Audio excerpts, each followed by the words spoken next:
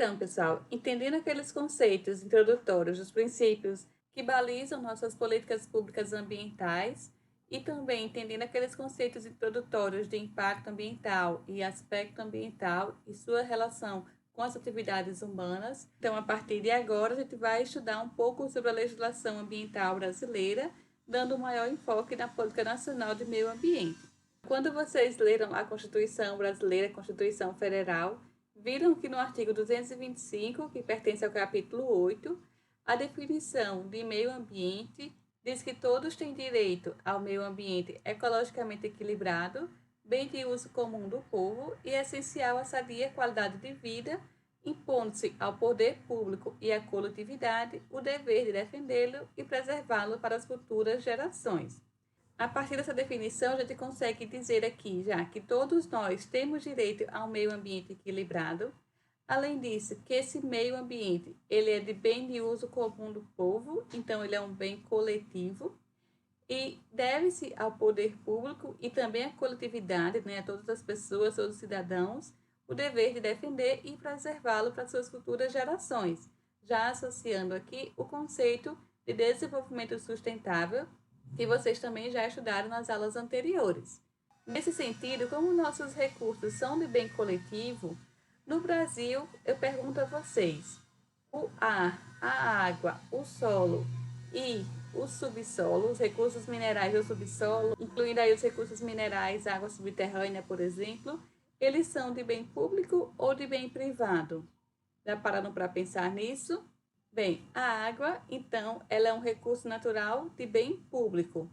O ar também é de bem público. O solo, ele pode ser de bem público ou privado. E o subsolo, ele também é um elemento de bem público. O que isso significa? A utilização e exploração desses recursos naturais, eles passam pelo processo de regulamentação pelo poder público. Como são públicos, então eles só podem ser regulamentados pelo poder público. A exceção aqui do solo, que a gente pode ter áreas, né, territoriais que são privadas. A pessoa vai ser dona da sua própria terra, mas antes de ser dona da sua própria terra, o poder público está acima do poder privado, né, das suas particularidades, porque ele também deve atender, deve ser regulamentado pelo poder público, já que esses recursos naturais são de uso da coletividade, portanto, devem ser regulamentados por um agente público. Um exemplo claro desses recursos serem de uso público, no caso da água, a gente tem que, por exemplo, se você precisa retirar água do manancial, do rio, de um reservatório, do mar, por exemplo, é necessário você requerer uma autorização do órgão ambiental a nível estadual ou nível federal, ou até mesmo, em alguns casos, a nível municipal, para que você consiga realmente estar dentro da legalidade e explorar aquele recurso ambiental. Mas, diante disso, como é que a gente vai conseguir conciliar esses conceitos econômicos e ambientais em um único modelo? Se eu preciso utilizar os recursos naturais para explorar economicamente uma região, como é que eu vou conseguir conciliar essa exploração do recurso natural, atendendo a esse princípio, a esse conceito garantido na nossa Constituição? Novamente, né, quais ferramentas poderiam ser utilizadas para viabilizar a integração desses interesses econômicos e ambientais? Uma dessas ferramentas pode ser utilizada através das políticas ambientais ou então de normas internacionais que estão relacionadas à gestão ambiental nos setores produtivos.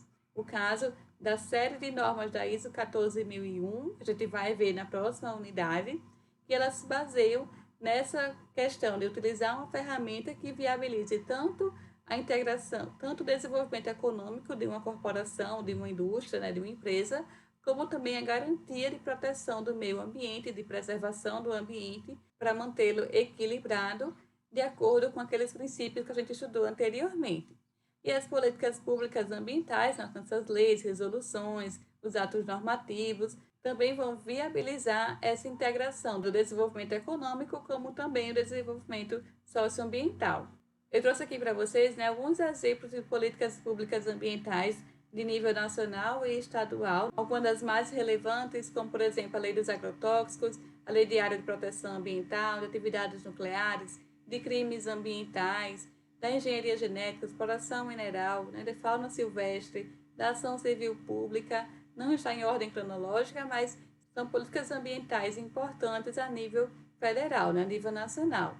Além disso, né, lei de gerenciamento costeiro, a lei que cria o IBAMA, lei de parcelamento do uso do solo urbano, lei de patrimônio cultural, política agrícola, política nacional de meio ambiente, política nacional de recursos hídricos, a lei de zoneamento industrial de áreas críticas de poluição e diversas outras leis que são importantes também nessas políticas ambientais brasileiras. E aqui a nível estadual, no Rio Grande do Norte, temos a Política Estadual de Meio Ambiente, número 272, de 2004, a Política Estadual de Recursos Hídricos, de 1996, né, número 6.908 de 1996, a Lei do Plano Estadual de Gerenciamento Costeiro, bem como a Lei Estadual da Política Estadual de Saneamento Básico. E essas são apenas algumas políticas, tanto a nível federal quanto a nível estadual, né, políticas ambientais. A gente ainda tem outras tantas leis associadas a essa proteção do meio ambiente. E vocês podem pesquisar depois, tanto essas leis que eu coloquei para vocês aqui nos slides, como também outras políticas ambientais brasileiras e políticas ambientais estaduais, ou ainda a nível municipal, né, no município onde vocês estão. E vocês vão ver que tem ainda várias outras leis que eu não trouxe aqui para vocês, mas que também estão associadas a essa proteção do meio ambiente, ou que tem alguma relação com os recursos naturais, né, impactos ambientais que são causados pelas atividades humanas. No entanto, né, a gente precisa sempre pensar e questionar. Apenas as leis são suficientes? Temos a nível estadual, federal, municipal, diversas leis. Se elas não são cumpridas, né, muitas vezes, ou se encontra, né, brecha para que ela não seja efetivamente cumprida, né, feito o que está determinado naquelas leis, toda a sociedade acaba sendo penalizada quando essas leis não são cumpridas. Exemplo do que aconteceu na tragédia ambiental lá da barragem de Fundão em Mariana, bem como da barragem em Brumadinho, quando elas se romperam, né, trouxeram todo aquele prejuízo econômico, prejuízo ambiental, social para a nossa sociedade. E a gente tem uma lei de crimes ambientais, né, Política Nacional de Meio Ambiente, que deve fazer essa regulamentação das atividades econômicas. No entanto, ainda assim a gente tem esses problemas, como por exemplo, do processo criminal ser suspenso pela justiça, mesmo que haja uma lei, né, que baliza essa questão dos crimes ambientais.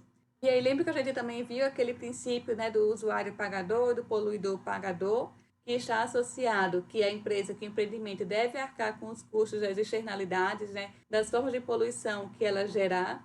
Pois bem, a notícia aqui de 2017, dizendo que a Justiça suspendeu a obrigação da Samarco, da Vale e da BHP de depositarem 1,2 bilhões de reais associada àquela reparação dos danos após a tragédia que aconteceu do rompimento da barragem de rejeitos de mineração. Então, se as leis existem, elas devem ser cumpridas, né, fiscalizadas, para a gente conseguir efetivamente proteger o meio ambiente, bem como desenvolver economicamente a nossa sociedade.